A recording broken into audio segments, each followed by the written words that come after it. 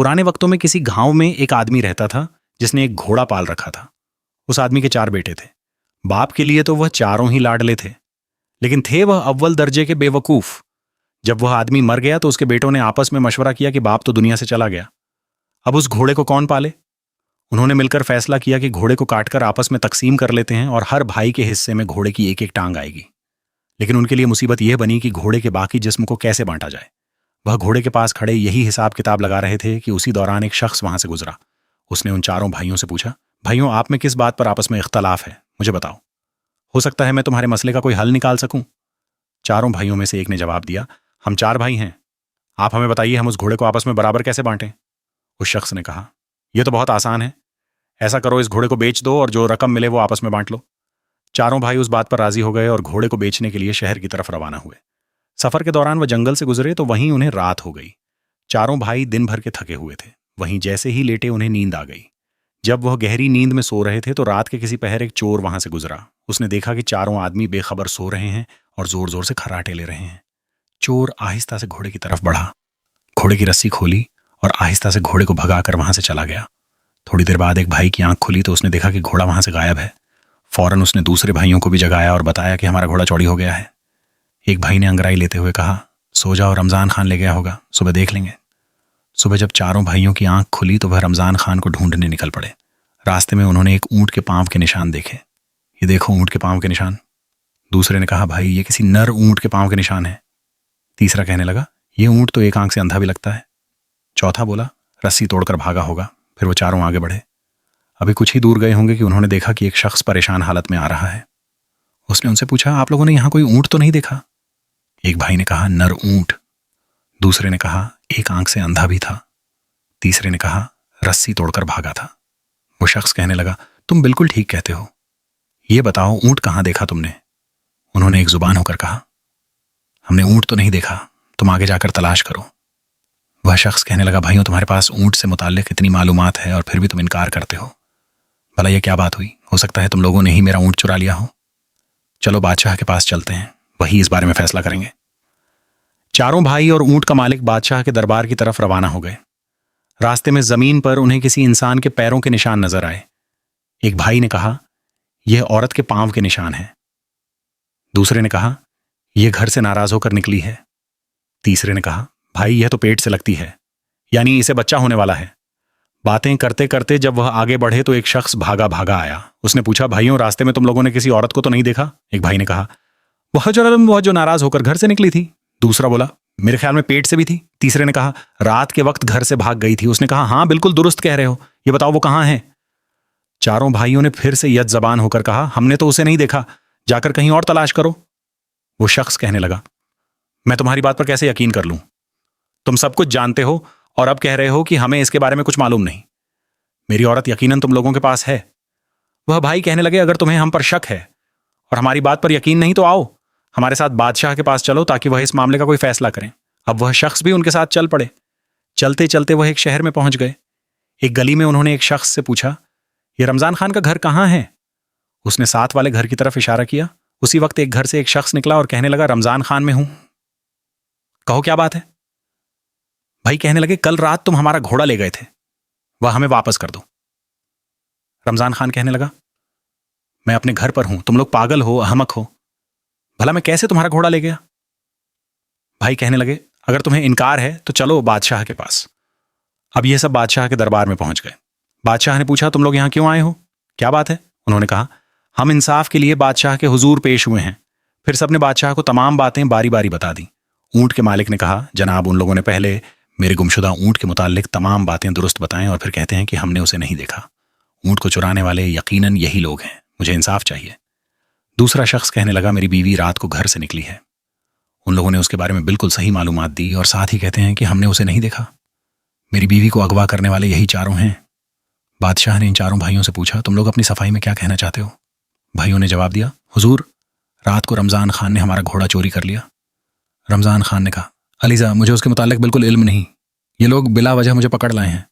बादशाह ने फिर पूछा, जब रमजान खान घोड़ा चोरी करके ले जा रहा था तो तुम में से किसी ने उसे देखा? वो भाई कहने लगे, हुजूर, हम में से किसी ने उसे नहीं देखा। बादशाह ने गुस्से में कहा, जब तुमने उसे देखा ही नहीं तो इस पर झूठा इल्जाम क्यों लगाते हो?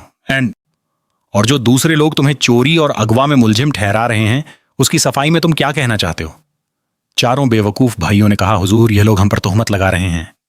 हम मुजरिम नहीं, दरअसल हम इल्म गैब जानते हैं। हमें सब कुछ उसी इल्म के जरिए मालूम होता है। बादशाह ने कहा, अगर ऐसा है तो मैं तुम्हारा इम्तिहान लूंगा। अगर तुमने सही तौर पर बता दिया तो मैं मान लूंगा कि तुम वाकई इल्म गैब रखते हो। बादशाह ने एक अनार मंगवाया और उसे संदूक में रखकर पूछा, बताओ इसके अंदर क्या है? चारों भाई एक दूसरे का मुंह देखने लगे। बड़ा भाई बोला, कोई गोल गोल सी चीज है। दूसरा भाई बोला, इसके सर पर कोई छोटा ताज भी है। चौथे ने कहा, क्यों नहीं कहते कि संदूक में अनार है? बादशाह को यकीन हो गया कि यह भाई सच्चे हैं और इल्म गैब रखते हैं। इसने रमजान खान से कहा, इनका घोड़ा वापस करो या उसकी कीमत अदा करो, और बाकी लोगों से कहा, जाओ तुम अपना ऊंट और बीवी खुद तलाश करो।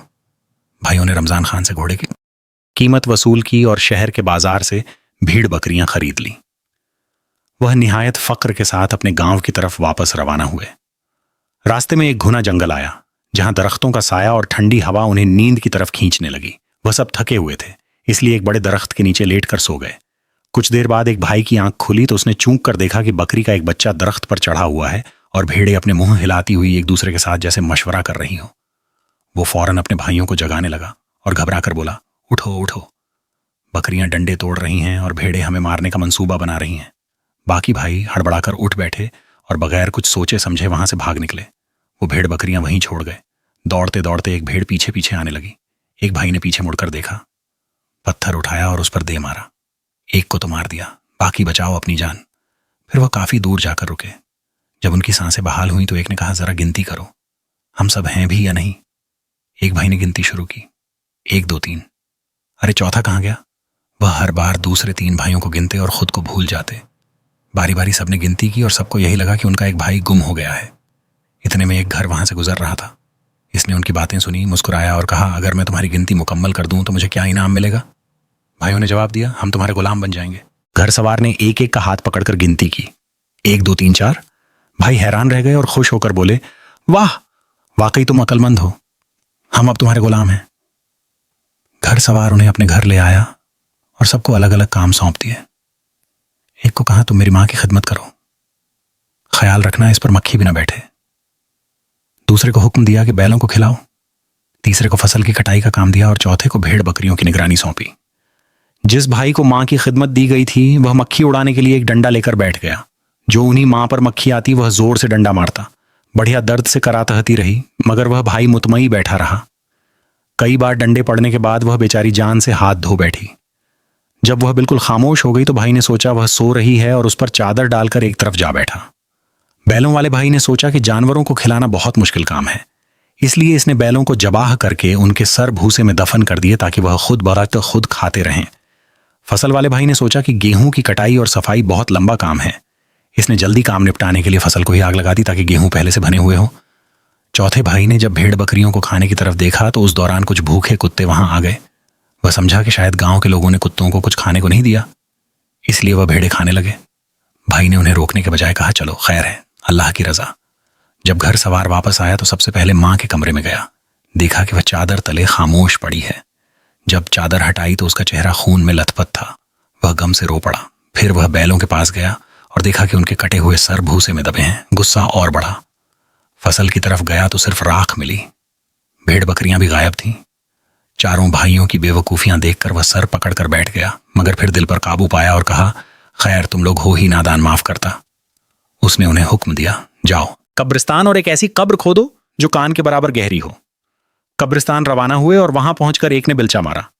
दूसरे भाई ने अपना कान वहां रख दिया और कहने लगा, यह कब्र तो कान से बड़ी हो गई है। उन्होंने सोचा कि घड़सवार पहले ही उनसे नाराज है और अगर कब्र बड़ी बन गई तो वह और भी ज्यादा बिगड़ जाएगा। चुनांचे उन्होंने कब्र को वहीं छोड़ा और यह सोचकर घर वापस आ गए कि कब्र बन चुकी है। घड़सवार हैरान हुआ कि यह लोग इतनी जल्दी वापस कैसे आ गए। उसने पूछा, क्या तुमने कब्र खुद खोदी है या वैसे ही वापस आ गए हो? वो भाई कहने लगे, जनाब यह कोई मुश्किल काम नहीं था, हम तो कब्र खुद खोद भी आए हैं। घड़सवार ने कहा, उस काम में तो काफी वक्त लगता है, मालूम नहीं तुम लोगों ने इतनी जल्दी कब्र कैसे खोदी। चलो मेरे साथ मुझे दिखाओ। जब वह सब दोबारा कब्रिस्तान पहुंचे तो कब्र तलाश करने लगे, मगर वह कहीं नजर ना आई। तलाश करते करते काफी वक्त लग गया। आखिरकार एक भाई बोला, जनाब ये देखें, ये कान के बराबर कब्र। घड़सवार गुस्से से बोला, अरे बुद्धो, मैंने कान की तरफ इशारा करके गहराई बताई थी, ये तो महज एक मुट्ठी भर कब्र है, घरसवार ने गुस्से से कहा। फिर उसने चारों भाइयों को हुक्म दिया, जाओ मेरी मां की लाश ले आओ, मैं खुद उसके लिए कब्र खोद दूंगा।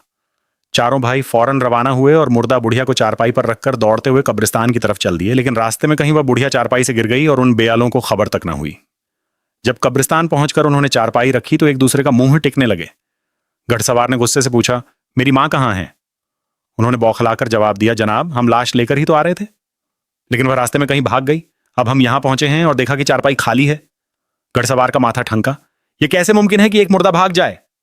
फिर वह गुस्से से बोला, जाकर मेरी मां को जिस तरह भी हो तलाश करके लाओ, वरना उसकी जगह तुम चारों को यहां दफन कर दूंगा। चारों भाई फौरन दोबारा तलाश में निकले। अभी थोड़ी ही दूर गए थे कि उन्हें एक बुढ़िया लकड़ियां छती नजर आईं। उन्होंने फौरन इस पर इल्जाम धरा, तुम यहां लकड़ियां जमा कर रही हो और इधर तुम्हारा बेटा हमें जिंदा दफन करने की धमकियां दे रहा है। फिर बगैर कुछ सोचे समझे चारों भाइयों ने उस बेगुनाह बूढ़ी औरत को जबरदस्ती पकड़ा और चारपाई पर लिटा दिया। वह बेचारी चीखती चलाती रही, अपने हाथ पैर मारती रही, मगर किसी ने ना सुनी। वह उसे लिए हुए सीधे कब्रिस्तान पहुंच गए। घरवार से कहने लगे, ये लो अपनी मां, अब उसे संभालो। हम तो मुफ्त में बदनाम हो रहे हैं, ये भी आने का नाम नहीं ले रही थी तो हम उसे जबरदस्ती उठा लाए हैं। घड़सवार ने जब बूढ़ी औरत को देखा तो हैरान रह गया। वो औरत बुरी तरह रो रही थी, सहम गई थी। घड़सवार फौरन समझ गया कि मामला क्या है। उसने उस बेगुनाह औरत से माफी मांगी और कहा, उन नादानों ने मेरी मां की लाश को कहीं गुम कर दिया है और तुम्हें उठा लाए हैं। मैं तुमसे दिल से माजरत चाहता हूं। फिर वह खुद निकला और कुछ देर तलाश के बाद अपनी मां की असल लाश को ढूंढ लाया। उसे इज्जत और एहतराम से दफन किया। घड़सवार उन चारों बेवकूफ भाइयों की हरकत से सख्त तंग आ चुका था। उसने आखिरकार उन सबको धक्के देकर अपने घर से निकाल दिया और हमेशा के लिए उनकी खिदमत से आजाद हो गया।